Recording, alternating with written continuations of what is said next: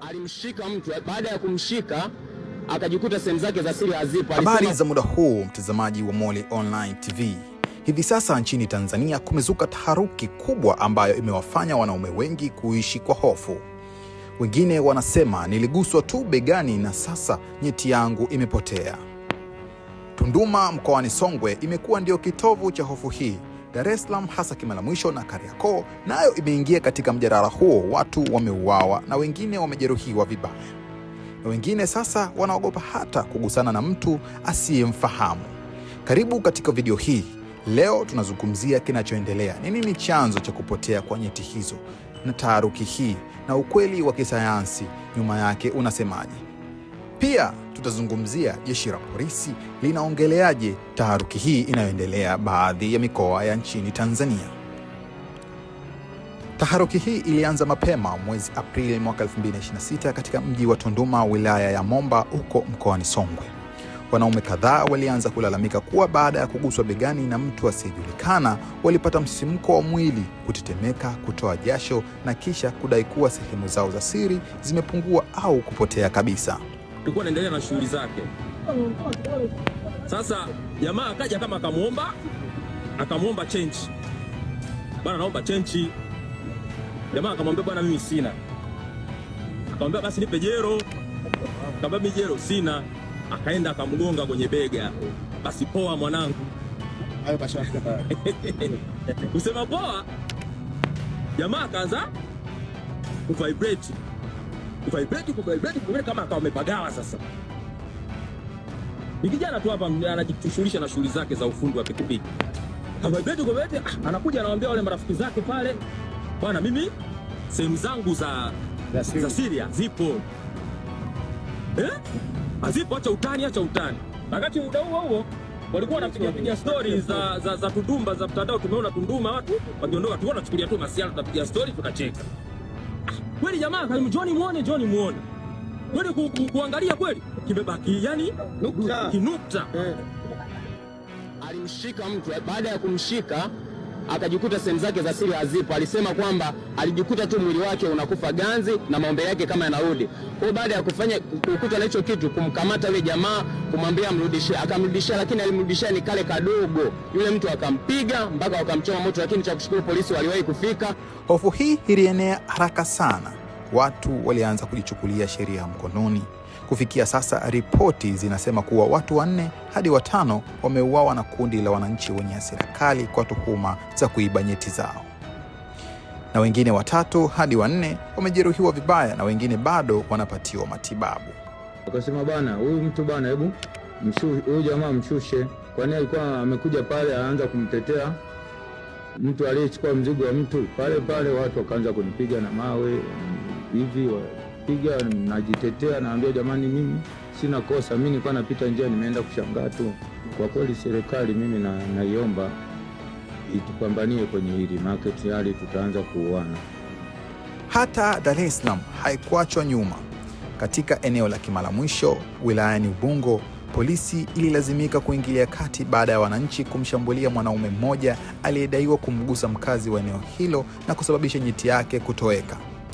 Baadhi ya wanaume sasa wamechukua hatua za ajabu. Wanaanza kuvaa pini au rubber band mkononi mwao, wakiamini kuwa hii inasaidia na itawalinda dhidi ya wizi huu wa ushirikina. Maoni ya serikali na mamlaka zinasema wazi. Kama mkuu wa mkoa wa Songwe, Mheshimiwa Jabir Omar Makame alifika Tunduma na kutoa onyo kali. Amewataka wananchi wasichukue sheria mkononi na kuacha kushambulia watu kwa tuhuma zisizo na ushahidi.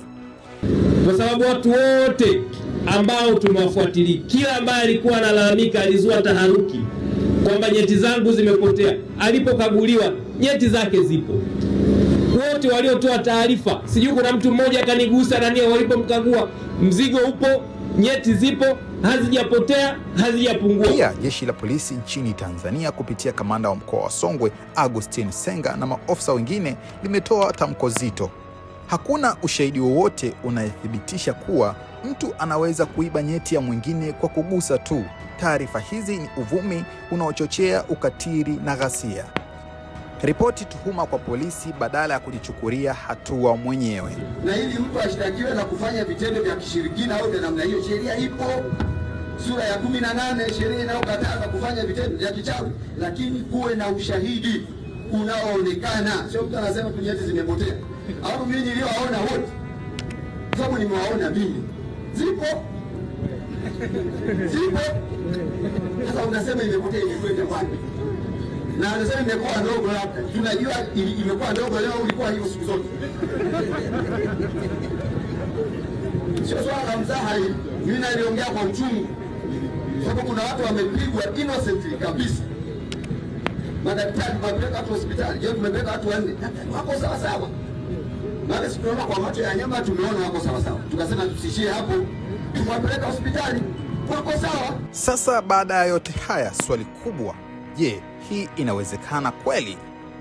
Wataalamu wa afya na madaktari wanasema hili ni jambo ambalo limetokea mara nyingi katika nchi mbalimbali za Afrika na Asia.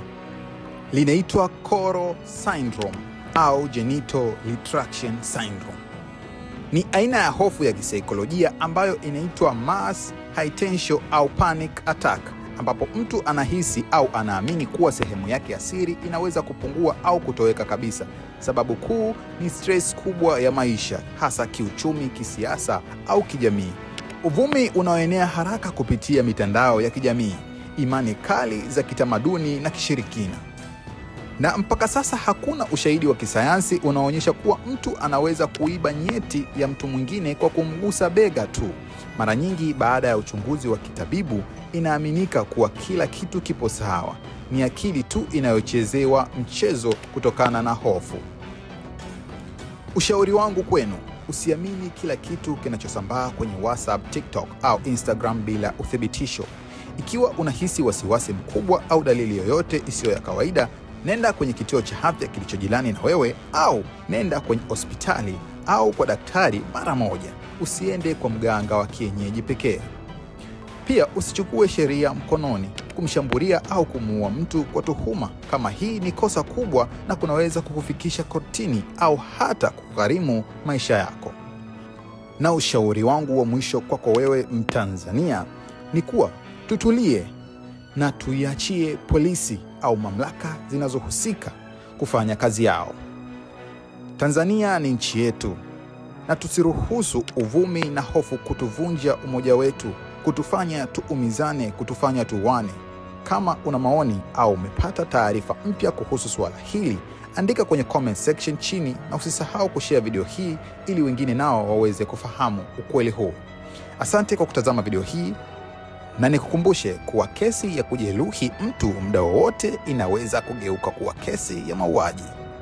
Ili usipitwe na habari na matukio mbalimbali na uwe wa kwanza kutazama video zetu, bonyeza neno subscribe hapo chini ya video hii, kisha bonyeza alama ya kengele itakayotokea. Moli TV, feel the difference.